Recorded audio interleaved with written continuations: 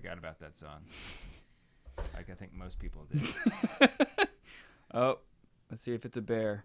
Is your stand? Let me see what it looks like. Okay, so he didn't rip it down. No, Benny went out there and checked it. Dude, look at the dude. Oh, but There was a bear? but the stand is okay. Oh, yeah.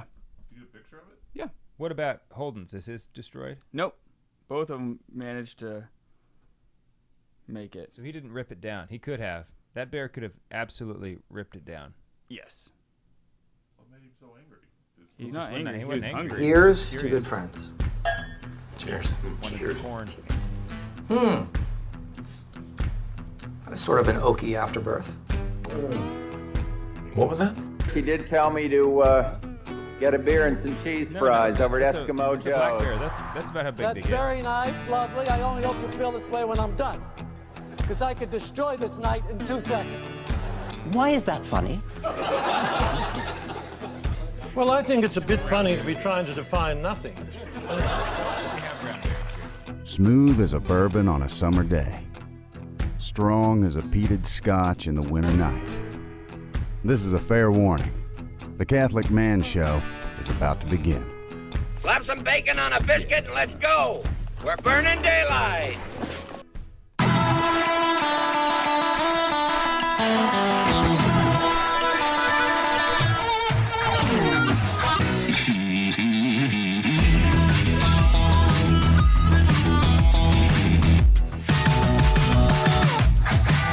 Welcome to the Catholic Man Show.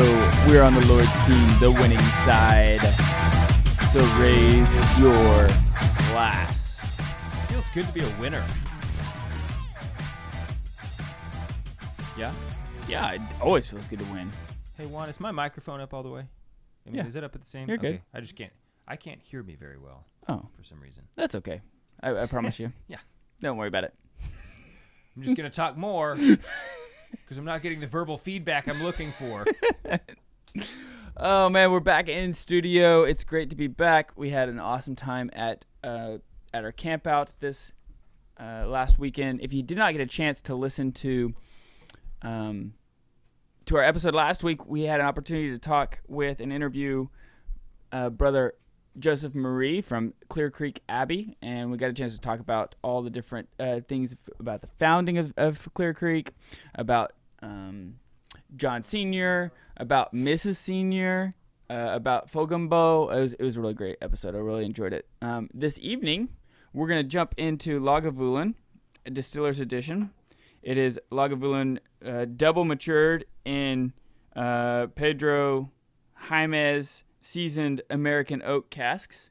Sweet. Dave, let me ask you something happened to me recently, and I'm Okay. interested on what you would have said. All right, I'm ready. We're of the age now where you will get, or at least I have. Maybe I should just speak for myself here. Yeah, because you're older than me. I would Right, wanna by make 3 that- months. I want to make that clear from the get go here. Right, but to where there's younger men who come up to me and have asked like, "Hey, what's some advice you would give, to me as a young Catholic guy just out of college?"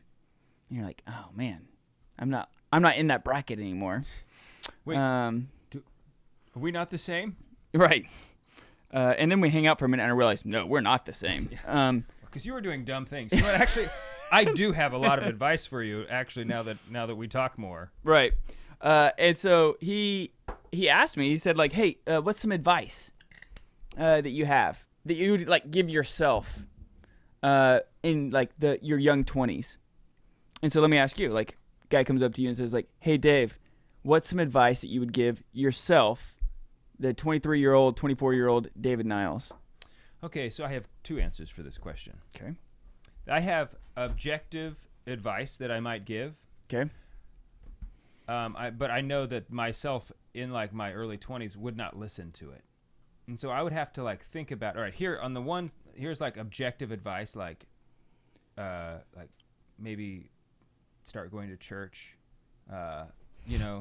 Live a sacramental like, life. Yeah, like come back to the fold, right? Like go to confession, stop Sinning. committing mortal sins, those kinds of things. I'm not sure how well that would go over with my 20-year-old self. How well it would be received. So my other answer, I'm not going to be able to say, but I would want to think about what would be a good nudge? Like, what's at least some advice that I might take, and at least it might not be the best advice, but it would be at least advice that would be possibly acted upon.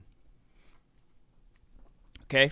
Because you could give objective advice. That's really, really great. Yeah. But if the person's not ready for it, it's Well, not going to do typically them if a guy is coming to you asking you for advice, he's probably ready for it. Yeah, but my 20-year-old self, Would you're not. reframing the question here. My Right. 20-year-old self is not doing that. Right. Okay. He was totally fine. Yeah. So he thought. All right. So let me throw out the 5. I gave 5 things off the top You of my gave head. 5 things. Off the top of my head. And I went back and wrote it down because I was like, oh, I want to make sure I can remember this. So here's the things that I said. I said, this is one of those moments where you're like, impress yourself. Well, because I just wasn't prepared at all. Yeah. Right. And you're like, that was some good advice. It's like when you're at the gym and you're like looking at yourself in the mirror, like, oh man, no, I don't. No, that looks pretty good. So the advice was, listen, if you're a single man, study for 2 hours a day. Okay. Now I say qualify what study means. Study in prayer, which I read something recently. I think this is why it was on the top of my head. By Sartre-Lange, a good French Dominican on the intellectual life. Uh-huh. He says that study has been called a prayer of truth. Okay. To study is like a prayer to truth, which we know truth is a person. But anyway, so like when I say study for 2 hours, I mean in like prayer, like make sure you have prayer, and then also study, like form your intellectual life. Uh-huh. Okay. So block out 2 hours a day for prayer and study. Okay. I said have 1 hour, at least 1 hour of adoration a week, and add 1 mass per week, every week. So You know like go to Sunday mass and then at least 1 daily mass. I'm gonna change my. Wait, hold on. Let me finish mine. I'm sorry. I'm jumping the gun. Yeah. Number 3, I said make sure you fast on Wednesdays and Fridays. Mm-hmm. Number 4, I said learn how to fix something or make something.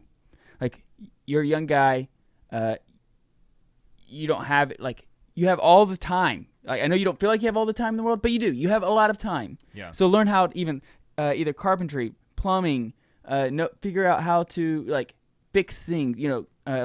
Electrical, like become an electrician. Like figure out how something works, so that way whenever you buy a house and you have a home, family, you don't have to. Yeah. Like contract that out. This weekend, my mower broke. It stopped working. Mm-hmm. Turned the key, nothing. No clicking, no nothing. Mm-hmm. And I'm not a mechanical guy. I can fix other things. Anyway, long story short, I said no. I'm gonna give it a shot. So I took the frame off the mower so I could get to all the parts. Sure enough, I said that looks like a fuse. Pull it out. And I pulled that fuse out. Took one look at it and said, "Yep, that's it." Cost me like 15 cents to fix my mower instead of putting it on the trailer and taking it down to the dealer. Mm-hmm. I have no idea how much that would cost. Yeah. It's gonna be at least $100, right? For them to look at it. For them to put a new fuse in. Yeah. Right. And the last one I said, and this is like one I think that's very important: learn to go to bed early. Oh, dude, I still have not learn to go to bed early. So the 5 are 2 hours of study, 1 hour of adoration a week, fast on Wednesdays and Fridays, learn how to fix something or make something, like develop a craft of some sort, even if it's gardening or whatever it is, and then learn how to go to bed early. I'm actually much better at going to bed early when my wife is home. If I'm by myself, you think like, oh, what are you staying up for? Dude, it's the worst. Like if I'm home alone, like I'll stay up forever. Oh, I don't do that at all. Doing what? I don't know. And I like. This week Haley's been gone, and so I've had all the kids. Get them to bed by 8, in bed myself by 8:15, asleep by 8:30. No, I just personally, I think that's ridiculous. But I'm happy for you. I love you. it. I'm happy for you. I love it because I get up at 4:35. Yeah. So anyway, it's too much sleep. It's just too much. No, it's good for me. That's like 9 hours of sleep. If I go to bed at like 8:30 and I get up at 4:30, it's 8 hours. It's 8 hours of sleep. It's too much. I'm just kidding. I want to change my advice to myself. Okay. Bitcoin.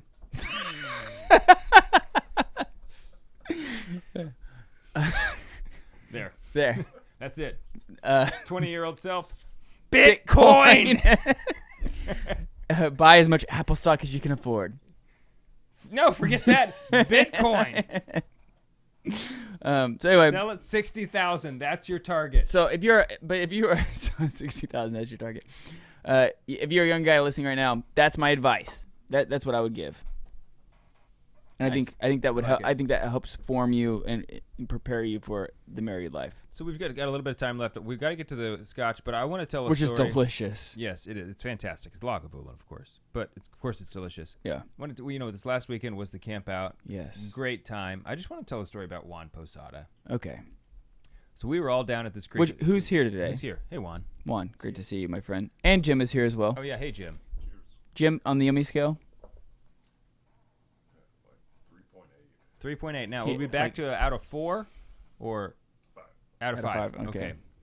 Just want to make sure. Yeah, because it does move. I feel like I'm.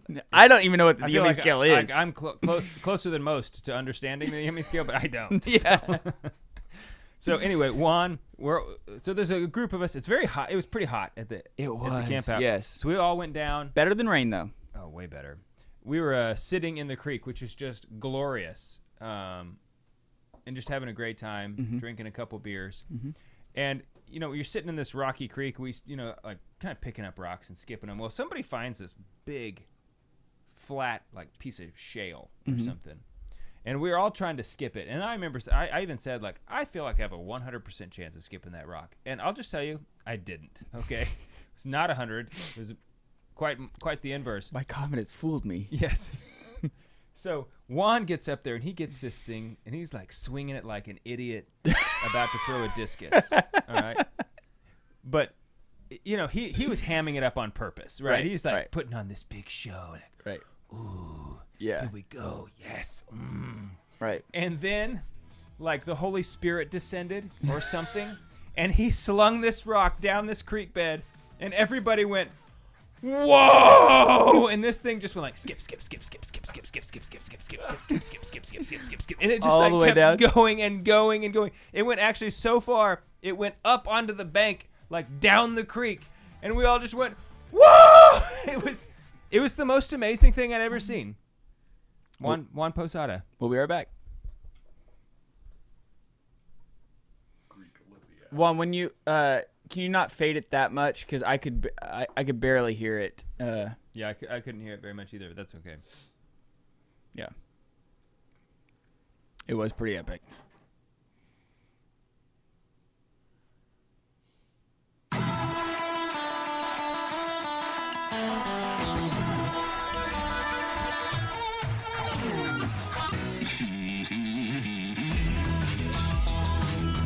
Welcome back to the Catholic Man Show. I'm David Niles here with Adam Minahan. We're drinking Lagavulin Isla Single Malt Scotch Whiskey, Distiller's Edition. It's so just good. delicious. So good. Product of Diageo, just like every other alcoholic beverage you drink in the world. It's a deep amber color. It is a nice color. I love the color. It's a really great color. Intense peaty. It's not near as much iodine tasting as the typical Lagavulin. I agree. It's much more peaty. And like more malty, like it's got more like earth to it. I think. Yeah. I love it. I absolutely love it. Yeah. So Juan's epic rock skip at the camp out. He brought the rock home. He's going to frame the rock. Frame it. He wants to hang it here in the studio. Which we're not really exactly sure why he wants to put it here, but you know, I look around. I don't see any rocks on the wall, so I guess that's a deficiency we'll have soon corrected. Haley's gonna be pumped. She's gonna love it. Out of everybody, she's it's gonna love a nice big piece of shale. Right? Yeah, she's gonna love it. She's gonna come in there. She's gonna be like, "What the shale is that?" She's gonna love it. Yeah. So, what else? Anything else? That's it. That's all I got. I just want to tell the rock story. We're going to Exodus 90 Summit this weekend, which will be great. Totally I'm super awesome. pumped We're also to be able going to the Holy Land. Possibly. TBD. Yeah. Pending certain undevelopments. We'll figure it out. We'll figure it out. We're planning on going. It's a long time. So we'll see. Yeah, so tonight I want to talk about detachment or holy indifference, which also is like simplicity. It's such an important topic. It really is. So I want to talk about this because I think that this is kind of like the beginning of like if you're, it's like, okay, the art of living holy, right? The pursuing virtue of pursuing holiness. Like, where do I start? Like, how do I like start living the virtues? I think this is a great way to start. I think this is a good way to start. Yes. Okay. I'd like to hear you talk. Like, let me just kind of frame my thoughts so you understand where I'm coming from. To me, this is not the beginning. This is something that takes a long time to get to. Like, I think this is something that's very hard. You have to pursue it. Okay. You have to know about it. You have to learn. You can't desire that which you don't know. Okay. And so this is something that we need to desire. And so we need to know it. We need to know about it. We need to know what it is so that we can understand it, pursue it. Okay. So it's a very important topic. So, and push back where you think, maybe you disagree. To me, this is something this is not a starting point. Like, oh, I'm just going to go ahead and detach myself from all my possessions. I think this is something that happens over time. Well, I'm not talking about just possessions. Okay.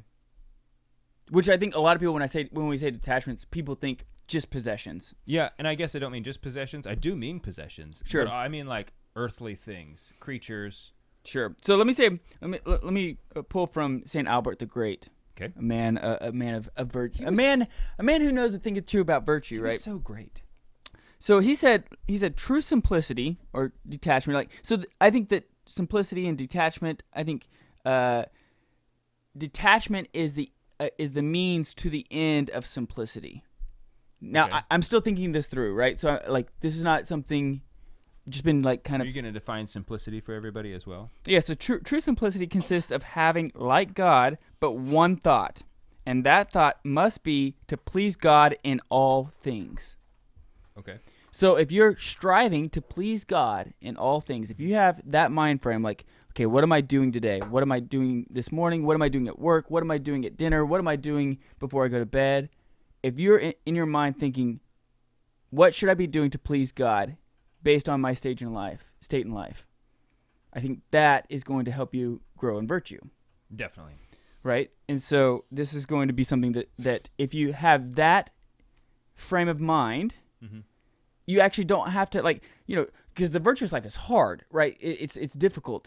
Yeah. So the ideas of like, oh, I gotta be chaste, and I gotta be honest, and I gotta be all these different virtues is a grind sometimes. Like, and sometimes you have to like really be intentional and focused on like if they were hard, then they wouldn't be virtues. I mean, it wouldn't be virtuous. That's not true. Well, that's not true at all. That's not true. But it wouldn't be meritorious as in the same way. Mm-hmm. That's what I mean. So, Father Louis Lelement, I don't know how to say his last name. I can't read your writing, so I'm not really sure how to say it either. Lallement. Okay. Lelement. Lelement. He's a fantastic. We'll just call him Father Louis. Father Louis. We'll call him Louis. Okay, Father I like Louis. that too. That's good. Here's what he said. He said, "We must study to acquire a complete indifference and protest that we seek nothing in this life except to possess God as much as it is possible for us to possess Him, and that all else is a matter of indifference to us." Mm-hmm. So again, it's keeping the highest thing at the highest position. Totally. But one of the things he talks about is like, okay, this is what we should be striving for, right? To please God in all things, to only obtain God. What do you want? Nothing but you, God. Mm-hmm. Right? As St. Thomas Aquinas would said. Really what he says is, nothing if it's not for you, God. If not you, God. If not you, right? God, yeah. Nothing but you is fine, but it doesn't actually embrace the fullness of non nicite domine. Mm-hmm. Nothing if not you. Mm-hmm. So if I can't have you, I don't want anything. Right, which is a complete detachment, right? It's complete simplicity. Yeah, because if I can't have you, the good, then all other goods cease to be good because they have their goodness in Him. Right. So if I can't have you, then things aren't good. And this requires a lot of trust, right? Like that God loves you, that He wants the best for you, that He wants you to, whatever the path is that you're called to, is only for your own good and your sanctification and salvation, right? Which could be hard, which could be a difficult time in your life. It could be something that you struggle with. It could be something that you don't feel at ease about. Mm-hmm. But to be able to trust the Lord and say, like, no, I only want you. And even if that means I'm very nervous about these other things, or I don't want to do these other things, or I'm struggling to do these things, you have to know this is something that we're that the Lord desires for us to, desires for us. So I think this is part of the reason why I think this is not like the first step. These are not your first steps. Obviously, Jim, you keep getting into the video, just FYI. Jim Spencer, everybody. Obviously, you desire these things, okay? But, or intellectually, I should desire them. Because there are some things, but when I'm really honest with myself and with, and I'll admit it to Jesus, like, Jesus, I want to desire this, but I just don't. Right. Like, I want to. Right. So help me. But if being completely honest, I don't feel a desire for this. Right. And I think this kind of comes into here because in the beginning of like your journey, your spiritual life, let's say you're just learning to pray, okay? Mm-hmm. You don't even really know the Lord yet, okay? And so you can't really desire Him in the right way because you haven't really touched on and understood, even in the smallest way that we can, His goodness. Well, I don't think you ever do. But you don't, certainly not in this life, you're not going to like really understand it, but you do get a glimpse. You get, sure. And so you can in this life, absolutely you can come to a realization and an appreciation for His goodness above the goodness of other things. In the beginning of your spiritual life, I just don't see how you could actually have that. And so you might say and recognize, doing some readings like, oh yeah, I should desire God. But again, the desire is the first step. We want to desire it. You desire to desire right. it. And that's the first step. That's good. But achieving detachment. I wasn't talking about achieving it. Well, that's why in the beginning I said it's good to know and know what you're striving for. But detachment itself is not in the beginning of the spiritual life. So maybe it was just a semantics thing where our disagreement is. I was just saying achieving, like I don't think having detachment. I think very few people actually achieve detachment in this life. Well, I can say in my own life, I have so many problems. Okay, a long way to go, but I can look back and say, you know what, I have progressed in this.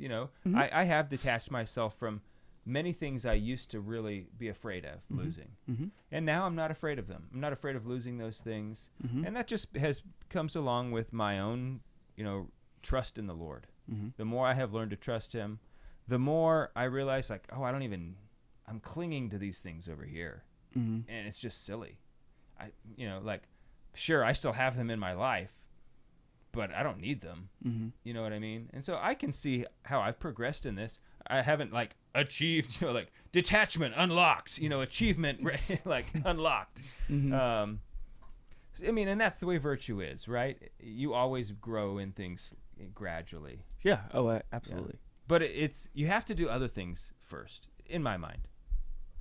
Yeah, you have to have that. You have to come to.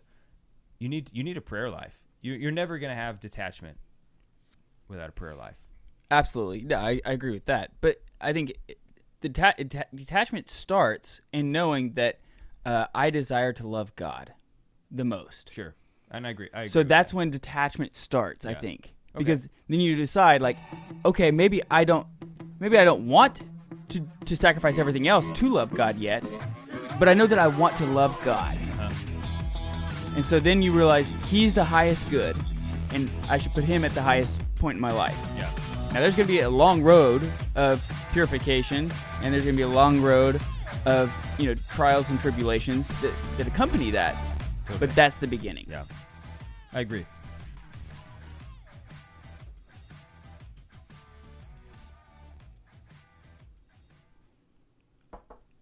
Jim, Did you think my kid was knocking or something? No, it's overheating. I'm totally fine with you opening that door. Well, my kids are like right there. I was afraid after I opened it. Oh, you think they're awake? Oh yeah, they're definitely awake. Well, the air is kicked on. Okay, good. Yeah, I feel it now. Sorry. It's okay. People wanted to see you anyway. Jim, because of my holiness, I forgive you. I mean, feel free to take that top shirt off if you want to. No, because then Juan's going to start. Yeah, you're right.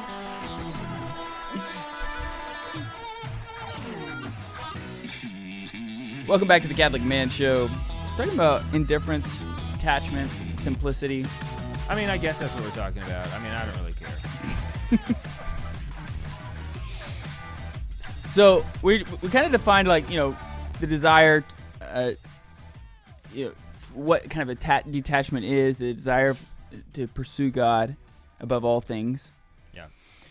And he said one of the obstacles, Father Louis said, one of the obstacles that men seem to have is complaining. Yeah, I hate it when people do that. It drives me crazy. He says an obstacle to detachment is complaining, because all right, you're putting the things that that you're struggling with, like you're just whining about them. Yeah. And he's like, yeah, holy people, you never hear him do that. No. And that, actually, you know what? I'm interested because I think Father Louis lived around the 1800s. Uh-huh. And I just have this, and maybe this is nostalgia, or I don't know what it is, like not complain. In the honor culture, yeah, there was, if you complained, it was, and I'm, yeah, it's like a man would never complain, even Even if he if was you have- being seriously abused. right. And I struggle with it, like, as I took this to prayer, and I've kind of been like thinking about my own life. Like, I struggle with this. I complain way too much as a man. Like, I complain way too much, because complaining really doesn't do any good, right? You're just, woe is me. And it's like, no, like, yeah, you're having a hard time. Right. And obviously there's a difference between like voicing appropriate concerns, or problems. Right. That's not complaining. No. Yeah. But what I'm talking about is like, because what ends up happening is that I complain, and I actually deflect the things that I'm struggling with and put it onto other people. Yeah. You know what I mean? Like, that's a lot easier. Right. Yeah. So he says that complaining can come from not being detached from our own inclinations and our own will. So that is the hardest thing to detach yourself of, your own will. That's right. Okay, you can detach yourself from food, from possessions, from people. The hardest thing to detach yourself from is your own will. Mm-hmm. Because obviously those other things fall into that, okay? If you detach yourself from your own will, therefore you have necessarily detached yourself from food, possessions, and people. Right. Because you don't desire them, it's part of it. Mm-hmm. So do you want to talk about the ways to help you in detachment, or I would love to. or do you want to talk about first the ways that or the obstacles to achieving detachment first? Kind of the positive or the negative? Which Well, let's start with the positive. Okay. So he says ways to help in a detachment is prayer, which is kind of what you said. This is not something that's too shocking, right? Is because you're. Oh wait, is it a virtue? Okay, the way to grow in it is prayer. Yeah, but he talks about like being consistent in your prayer life. Okay. He says it's not possible to acquire indifference unless, in the first place, we have a due esteem for the interior life and sufficient acquaintance with it, and rank it above everything else. Right? And so he talks about like it's important to be consistent in prayer. That you're going to have highs, you're going to have lows in prayer. There's going to be times when you feel like almost that God is almost like talking to you audibly. He's so close. Mm-hmm. And there's times that he's so far away that you're sitting there in prayer or in an adoration. And you're like, are you even here, Lord? Like, can you even hear me? And I think if you're a man who's, has a regular adoration hour or, just a regular prayer life, you understand what these peaks and valleys sound like, are like. This is kind of what I was trying to say, that, unless you have an esteem for what he's saying, unless you have an esteem for the interior life and a sufficient acquaintance with it, you won't understand that it ranks above every other occupation. Right. You know, because you have to know God. You have to like have at least a taste Right. of his supreme goodness before you're ever going to be able to. But I think it's written on every human heart. It is. But he doesn't force himself on you, right? No, of course not. And he wants us to pursue him. Mm-hmm. And so he waits for you to do that before he does reveal those truths that he's just stand ready for anybody. Mm-hmm. He offers them to everybody, but you have to pursue him. You have to make a choice to do that, and then he will. But until you do that, until you have that prayer life, until you have, until you make that dedication to that consistency that he's talking about, you won't understand how you could, because it seems like an impossible Herculean task in the beginning, I think, of the spiritual life for like guys who are just really coming around to this. I think the idea of detachment, like what am I gonna like? I'm supposed to be Saint Francis and just throw myself away. I think mentally you think of the positive and not the negative.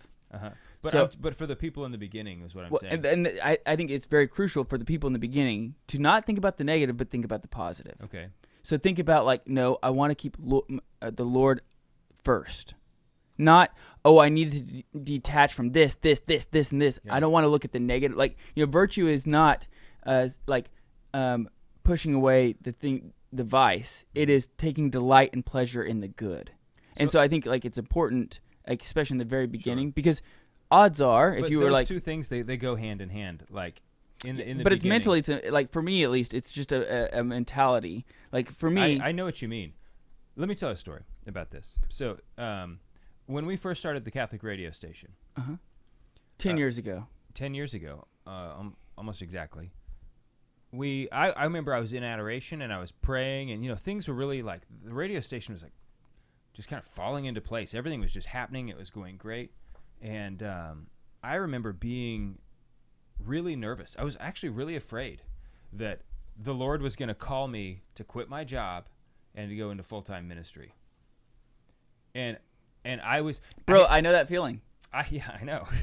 But I had felt it for a while, and I was kind of...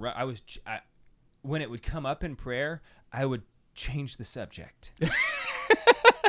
Okay? If you've ever done that. Yeah, dude. Okay? Yeah. Finally, I was there in adoration, and it came, like, I felt it coming up again, and I just, like, laid it out. I was like, all right, Jesus, I feel like you might be calling me to do this. And the thing is, Jesus, I don't want to do that. I'm afraid to do that. Mm-hmm. Like, I'm afraid of walking away from a good job, and from, like, in my mind, I have, like, my future planned out. I know, like, I have my own plans. And sure. I told Jesus, I'm afraid that you're going to ask me to do this. And I said, like, and if you do, I will do it. I want you to know I don't want to, but I will. You just need to know that, like, it's freaking me out, okay? And it was just a very honest prayer. It's one of, like, the handful of, like, prayer moments that I think I'll always remember. And instantly gone. Never troubled me again. And, like, I think it was really just the Lord, what he wanted was for me to surrender and to say, yes, I will go where you call. I will go where you ask me. I will go where you call. And I had to be indifferent. I had to detach myself. And he, the lesson, he's going like, David, I love you. Right. Okay, you think I'm not going to give you all the best stuff? Okay, I am.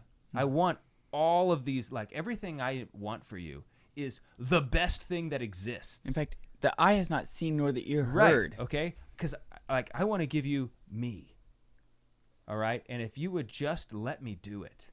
Get out. You're holding on. You're, like, dragging this stuff. I don't know. Do you remember the movie The Jerk? When he's, like, leaving, like, he and his that's all wife I are need. like splitting up. He's like, I just need this lamp and this telephone, and that's all I need. And, like, by the time he gets out of the house, he's decided he needs, like, other random stuff, and he's, like, dragging it all around. Okay, like, I felt like that's me, like, hanging on to these things, and Christ is just like, put the stupid phone down, okay? Right.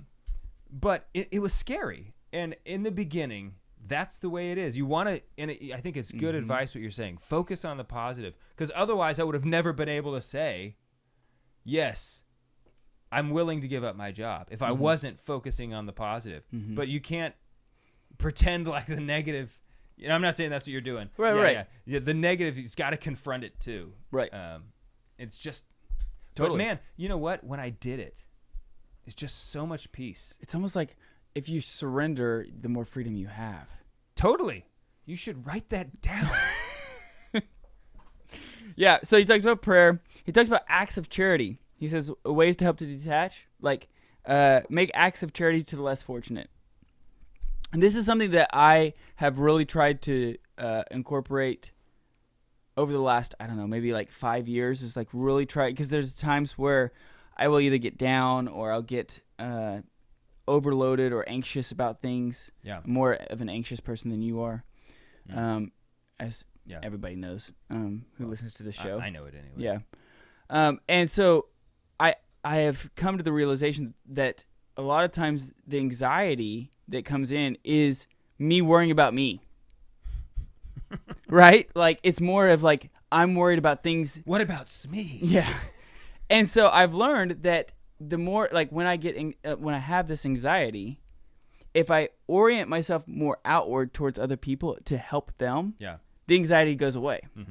And so when I feel myself like either going, like, kind of getting into a slump or like just mentally like, in a fog or have this anxiety, I'm like, okay, this is the time that I need to go and do something for somebody else, whether that be, just go do something extra for my wife or my children or, a coworker, or make an extra effort to, say hello, and even just open the door for a random person, just something small for another person, and like kind of just give them a little bit of me, of some sort. And like, it's funny how that those acts of charity draw yourself out of yourself, and draw charity in. Right. It's like one of those syringes, like you. Yeah. So anyway, the last thing he talks about to help in detachment is mortification. We'll talk about that on the other side of the break. Very good.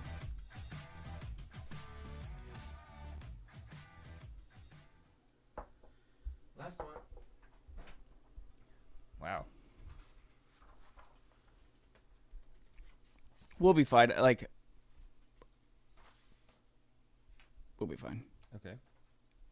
We'll try to get through, because the mortification we're not going to talk too long about, because we've talked about that ad nauseum. Yeah. And then we'll talk about ways, vices that operate to oppose to simplicity. Okay.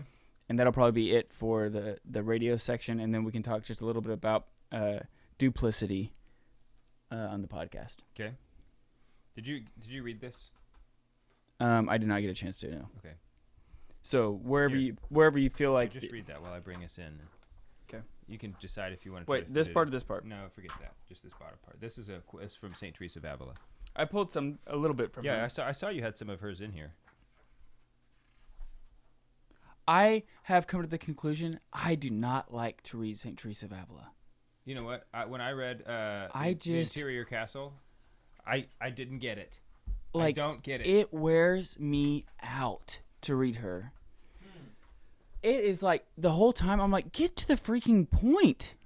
Like, it's like, here's like the last thing I read was like, they asked me to talk about simplicity, and I am just not the person to really talk about simplicity because I have so many attachments to different things.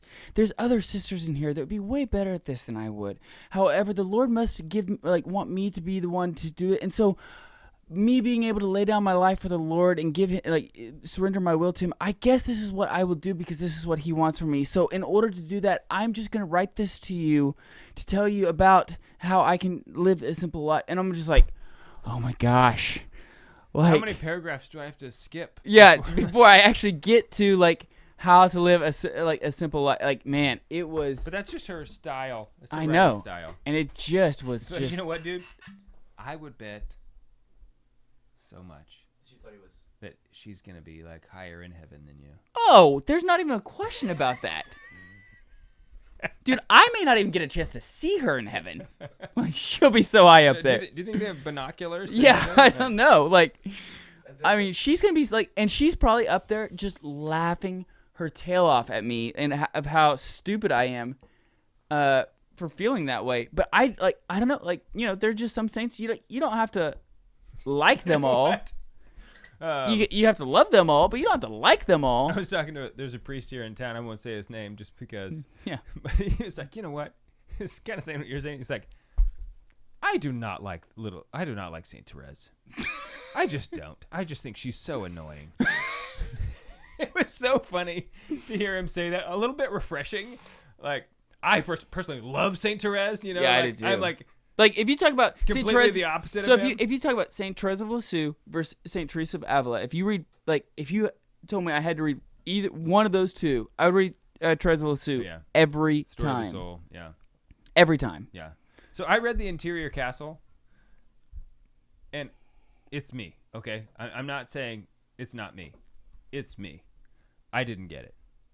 Like, I finished the whole thing, and it's like, all right, there's like alligators in some of the rooms. You can kind of go back and forth, but mostly you just want to go in. Was it a Komodo dragon, actually? Right, and it was like, to me... Juan, why is there a yellow bar on the YouTube? It's buffering. Wow. It says it's not enough streaming speed.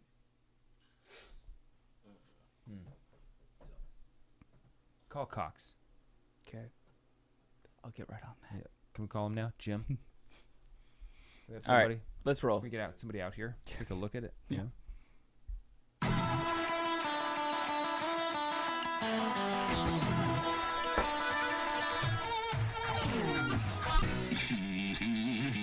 Welcome back to the Catholic Man Show. I'm David Niles here with Adam Minahan. We're sipping on some Lagavulin, which is delicious. Jim doesn't like it. Jim's totally indifferent to it.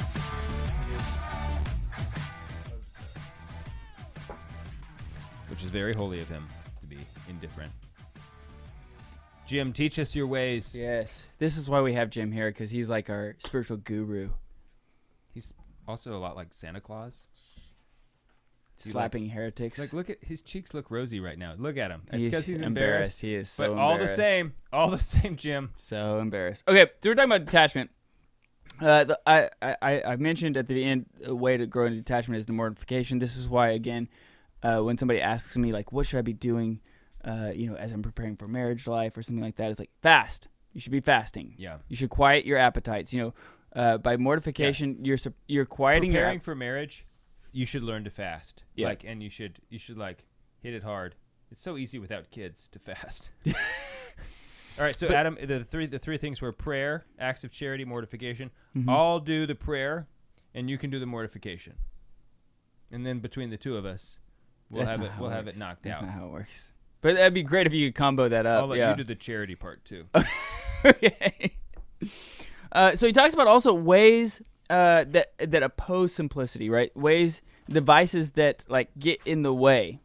Okay. Okay, and this kind of piggybacks really well Speaking of devices, I want to give a shout out to George Carpenter for for actually giving me he finished my Vice. It was way too much. He like made it all beautiful on this gorgeous stand. Thank you, George. I think I think you're the best. He also saved me I know you're listening, so thank you. And he also saved me with my knife that I Totally broke, did. which I'm incredibly grateful for. Okay, so we're talking about mortification, the importance of that, because he says the vice that opposes to simplicity is our own passions. It says, to gratify them, we multiply our thoughts and desires, and acting not with the simple view of honoring God. This is something that I think the way he explained this was very revealing to me, I guess, because by gratifying our own desires, we multiply our thoughts. It's almost like you divide, I don't know if it's multiply or actually divide. I don't know. I'm not really great at math, but like it seems like you divide your thought process into something else, right? Yes. It breaks off So from. if you're talking about dividing it, like cutting it up into pieces, Right. That would be multiplying. Yeah.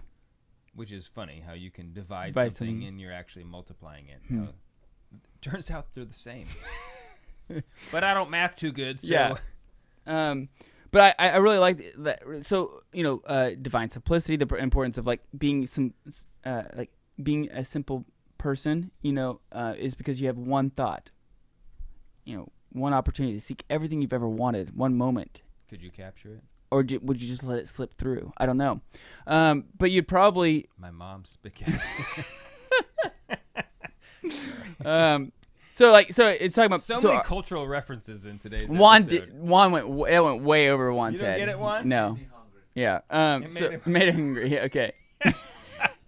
Passions. If you knew, it wouldn't make you hungry. But Okay, that's all right. our passions. So that's the first one. He says also the second one is regards to other, like having regard to others, like what other people are going to be thinking about me, like not in a good way regarding others, but like being concerned about what like others are thinking. Are people judging me, or like Right. am I interpreting in them? What are their conjectures? Are they inquiring about certain things that are going to make me uncomfortable? Yeah.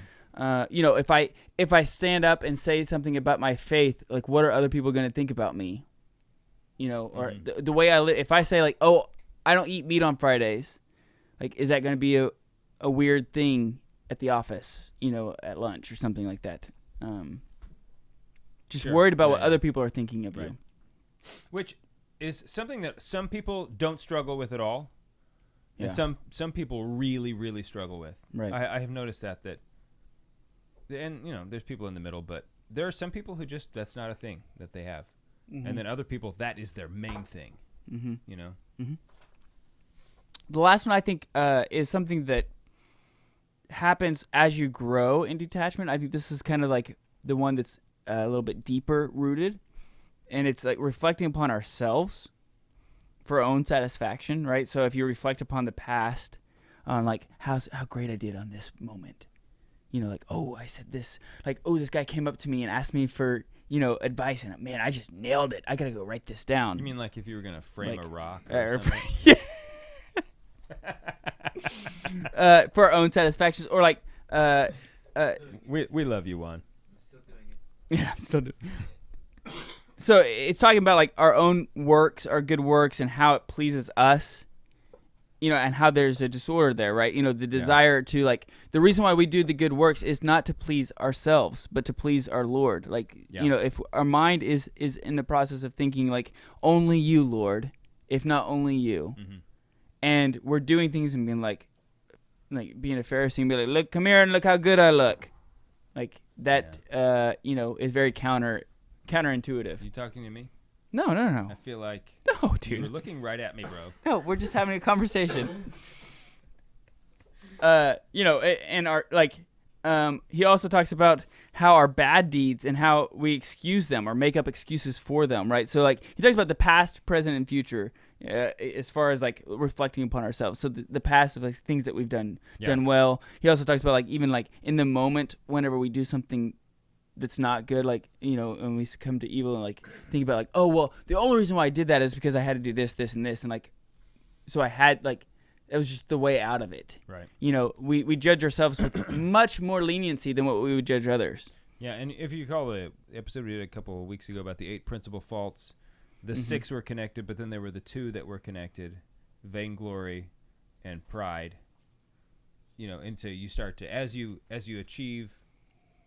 As you start to leave this original 6 behind, now all of a sudden, hey, look how holy I am. Look how like because you could rightly and justly say I've progressed, right? That would be true. That wouldn't be prideful if you're just honestly saying it. But it's so easy to slip into like, oh, I am just doing so good. Would you look at my halo? I need to polish it up. Must be so proud of me, right? I'll bet I am just easing the anguish in his passions. I must have been one of those souls he talked about. Right. And the moment you have those thoughts, the moment you just need like get rid of those thoughts immediately. Yeah, it's like then you realize like, what's this rope around my neck? Yeah. What's Satan doing right behind me? I was so humble for a second there. So all of these things oppose like true simplicity, right? He says like, but you can avoid this when the mind is occupied only with the simple thought of pleasing our Lord. Yeah. And I think this is harder. Which is a challenge. This is hard. This is hard. We're talking about hard stuff here, but it is the pursuit. Right. It's what we should be pursuing. Because look, I'm not shooting for like halfway to holiness. There's no such thing as a half saint. Right. It's sainthood or bust. So, as long as I have breath, I will continue to climb if I can. Ascend if possible. Right, yeah. And, there are certain things that God wants me to be, like St. Therese talks about. Some people are made to be big flowers. Some people are made to be little flowers. That doesn't mean we're not all called to like holiness. Mm-hmm. Okay, we are. But I'm just going to keep going as long as I can. Well, Jim just like covered you up with his jacket there on a video, which was hilarious. It's humility. Like, yeah, it was so humble of him. Way to go, way to go. Thank you, Jim. Thank you for that. No, I loved it. So one thing that really has stuck with me in some of the readings that I've been doing over the last year is vocation means concentration to your spiritual life.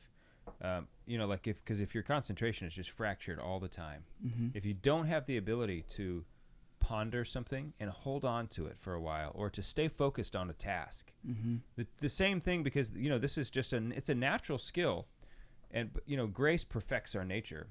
And so if you don't have that ability, when it comes time to pray, you're going to continue to struggle with that same thing, right? That you're going to, I'm trying to sit here and meditate, but next thing I know, it's just my mind is just all over. It's a problem for you, and sometimes it's a problem for me.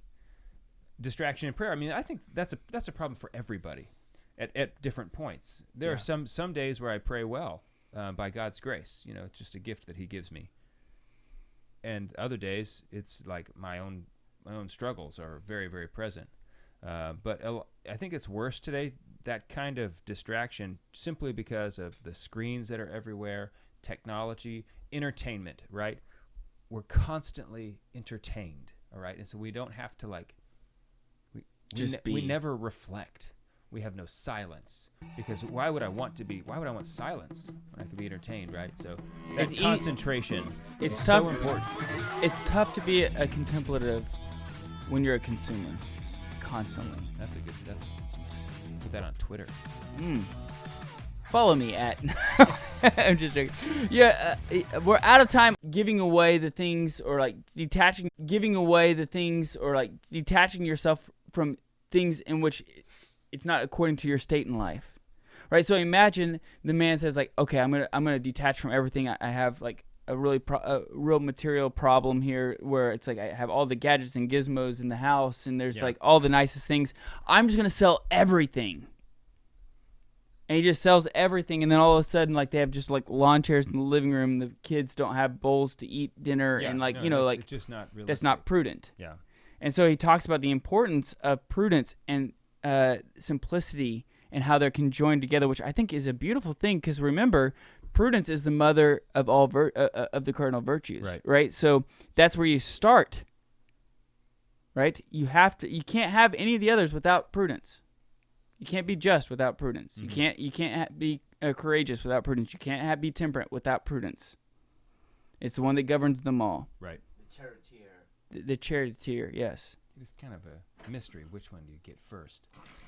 But I think that again, I think this kind of bodes well for the idea of how do you live the virtuous life? Well, simple. Yeah. Be simple. Start there.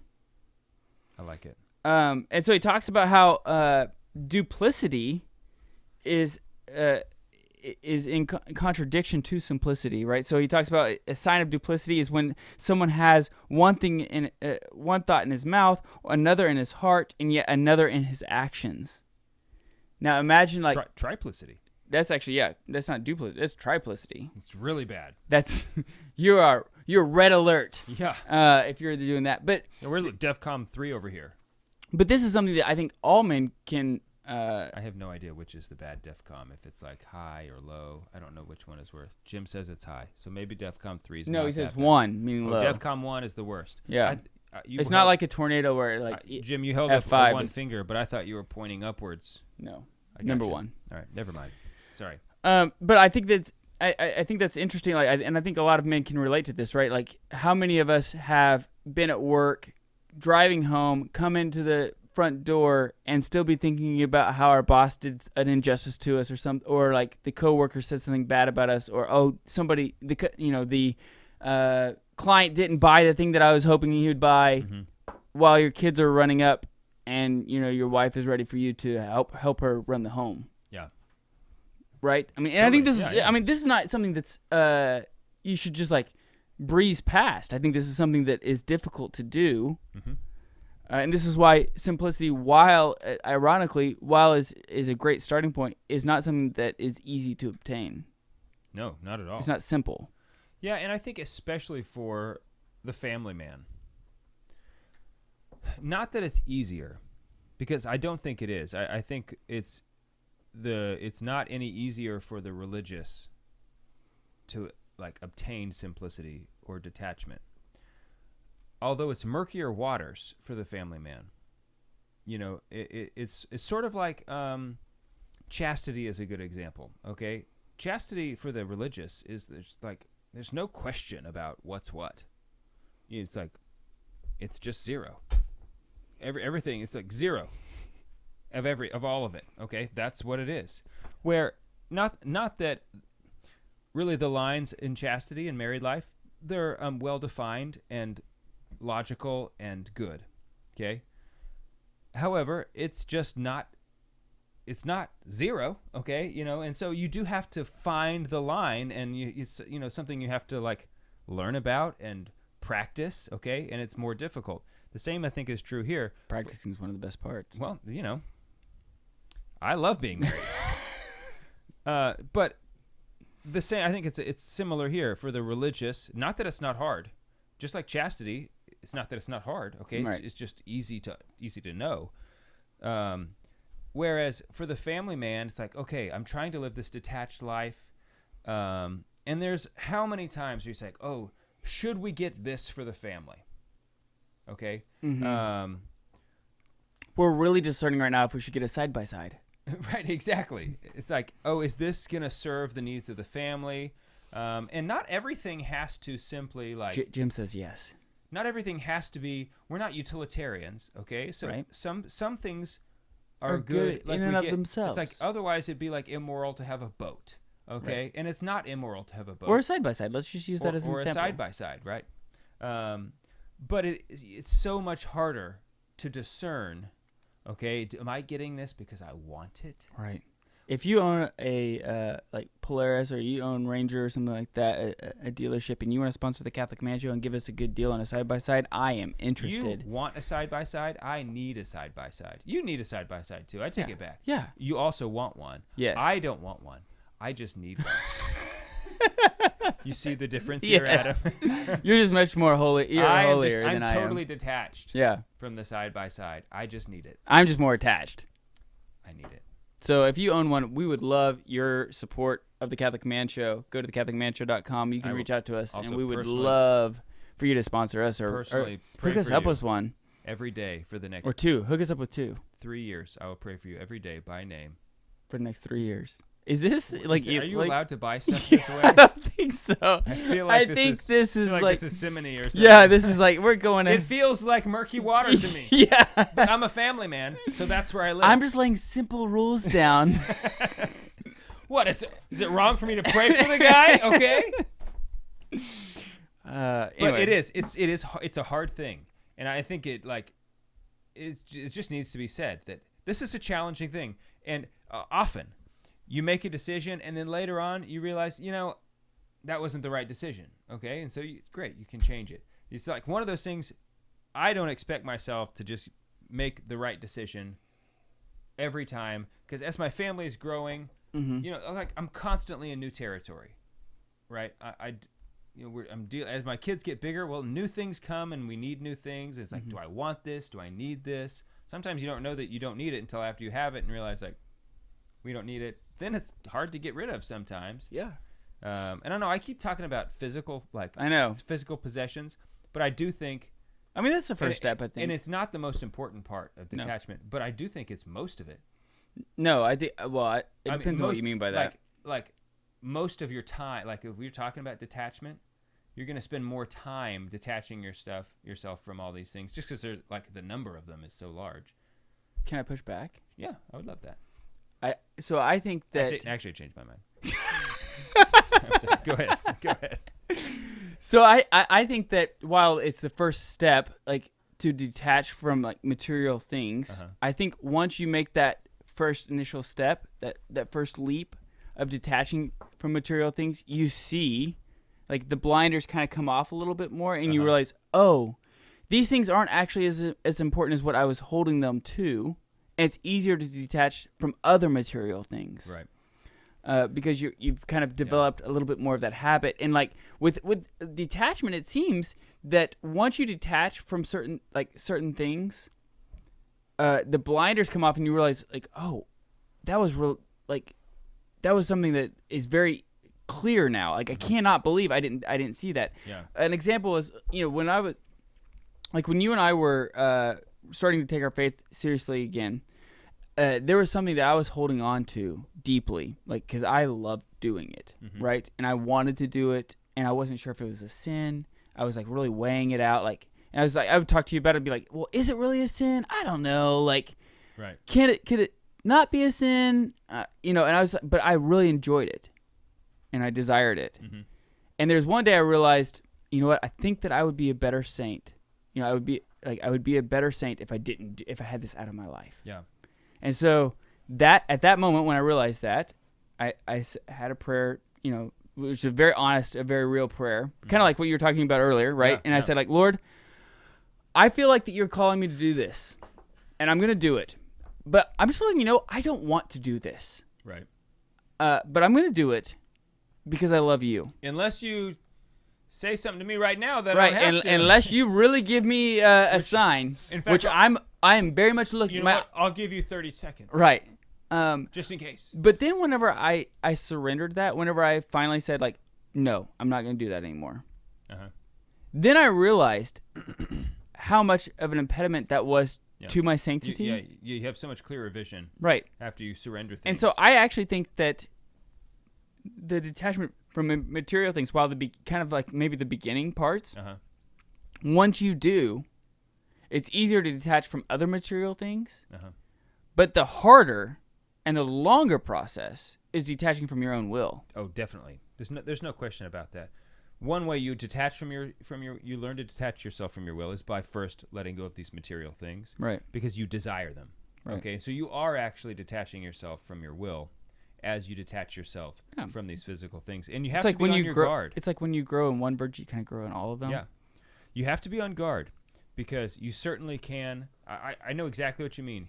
Once you start to give up like things in the category of possessions, they start to fall away. Okay, and you start to become detached from things. Okay, and or they just seem less important that you than what start to have better like a better vision on what they are. Okay, but you need to be vigilant because like what I'm saying is like as your family's growing, all of a sudden like okay, your second kid turns 16. Do you need to get another car for them? Right. And not that you're attached to possessions. All of a sudden, pick your example. Okay, now we're entering into a new territory. There's this new thing. It's like, do we need it? Okay, I moved. Like, do I need a log splitter? You know what I mean? Like, I certainly could use a log splitter. I definitely could use a log splitter. Do I need a log splitter? Like, is that going to be good for me? Right. To have one. It's this constant, you have to be vigilant because even though you like, this is why prudence and simplicity, you have to stay on your guard because all of a sudden, as these new phases in life come upon you, before you know it, you've slipped back into being attached to certain things, right? Like physical things, even though like you thought, and this is true really in all virtue. You think you've conquered a vice. Right. Okay, and it's just sitting there. And the moment you think that, you think it's miles behind you, and then it's like, but hello. But Satan is dragging it and like keeping it close at hand. Oh yeah. I can see this also like as a retired man, right? You work your whole life, and you finally like make like right. And living in poverty for the sake of your family, like you've like you make hard choices. You don't buy coffee on the way to work. Right. You drink the terrible coffee in the office to save money and all this stuff. Mm-hmm. Your kids move out. I'm stealing your analogy. No, I'm no, sorry. go ahead. No, Go no, ahead. it's your analogy. I mean, but you can see. I mean, I was just making it better. but you can see where this plays in, right? Like that you've attached yourself so much to this. Yeah. And so I think that it's good. Again, I think one of the best spiritual practices that you can have, and so many saints say this, is having a nightly examination of conscience. Totally. Because it gives you a moment to say, okay, what were the things in where I failed, or what was the things that I did not want to let go of? Yeah. You know, what was it? Where was the time where I was like, no, this is very important to me. Yeah. And then think, okay, why was it important? Is it good for me to have this stuff important? Because it could be something that's really good for you. Yeah. And pay attention to moments where you were afraid. Yeah. Okay, even if you didn't make a mistake, even if you didn't, it's like, okay, no, was there something you were afraid of today? So this is what actually that's Teresa really of Avila, important this is thing. what Teresa of Avila talks about when she's talking about the growth in holiness. She talks about how once you detach yourself from mortal sin, and then you detach yourself from venial sin. Oh, I'm sorry. This is Francis de Sales. This is not Teresa of I was Avila. gonna say, is this what the interior castle was about? No. I'm sorry. Oh. This is. Plus, I think it's the other way. Yeah, no, it is mortal sin then venial Yeah, sin. Yeah. this is Francis de Sales, but he talks about how, like, once you detach yourself from mortal sin, and again, this is kind of like the blinders thing, right? Like, once you finally detach yourself from mortal sin, you realize. I remember being at that phase in my life where I had detached myself from mortal sin and feeling like, man, I am pretty holy. Yeah, That's not a good spot to be. Yeah, I mean, I remember thinking like, right, I've got it down. Right. You have to go to confession. You know, I don't have to go to confession. You Right. know? Right. So you have the detachment from mortal sin. Then you have the detachment from venial sin. Yeah, much harder. Which, absolutely much harder. And then there's this the detachment from imperfections. Yeah. Because there's times, and this is kind of what you were talking about, right? There's times where, what am I afraid of? Well, that doesn't necessarily mean that you sinned. No, certainly not. Right. That doesn't mean you sinned, but that could be an imperfection. Well, and it's an it's like a red. It's a flag. Right. Okay. Like you could have done something. It's something you need to delve into it. Right. Because our fears are often, like we're holding back. Right. Not letting us go in. I want to read this. This I know we've been hating on Saint Teresa of Avila. No, we have not been hating. I take it back. I know you've been hating on her. No, I have not. We talked about this on in between breaks. We did not do this. Okay. So people. This is after a break. We're still in between breaks here. Well, no, this is podcast. People on the podcast had not heard that because it was in between. Oh, okay. Well, segments. Adam was hating on. Apparently, Adam hates. That's not true at all. Saint Teresa of Avila. That's not true. He hopes his enemies name their children Saint Teresa. That's not true either. But it would be great. I'm only quoting him. I'm just kidding. That's not what he said. He doesn't like her though. That's not true. He doesn't like her writing. Okay. There you go. You happy? Much happier. I hope you like what I'm about to read. Okay. So this is her. She's writing on the benefits of detachment. Okay. Okay.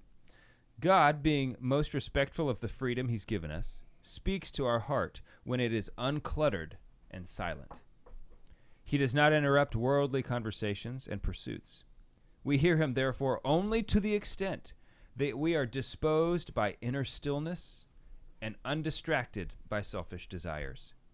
He allows us to have exactly what we want. The detached individual is saying by his life, "Speak, Lord, for your servant is listening." The detached man enjoys a great freedom because he is no longer enslaved to the opinions of his fellows. He need not fret about what others think of him. His appearance, work, and accomplishments. Prestige seeking is slavery, and he is liberated from it. He who is dominated by anything is a slave to it.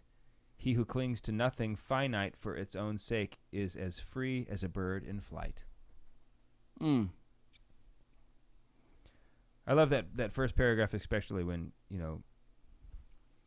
the individual who the detached individual is saying, "Speak, Lord, your servant is listening." Yes. Like you're simply waiting upon the Lord. Right. You know, by detaching yourselves from these other things, from the worldly concerns, worldly pursuits. Obviously, you need to pursue worldly things as part of your vocation. You need to earn money for your family. You know, so there are worldly pursuits that you do need to pursue some things in the world. Okay? But those are not what we should be like. We shouldn't attach ourselves to these things. You know, like that's not who I am. This is not what I like. This is not my identity. You know, this is my vocation. Mm-hmm. I am a son of God. I am His. He calls me to these things, and so I do them because of Him, right? Mm-hmm. And so, if you can do that, you're like the man who says, "Speak, Lord." I thought it was very beautiful. I do too. I like that. And I thought this writing was good. I do too. I liked it. Yeah. If only she would always write this way. No, You know what you should do? You should, when you read her, just skip like the first 2 pages. Every time. Yeah, maybe. Just give it a shot. see if your opinion changes. Yeah. Okay. I'm humbling you. You're welcome. Thank you so much. You are so lucky to have a friend like you. Like me. I know, man. If I thank the Lord every day for it. I wish I had a friend like me.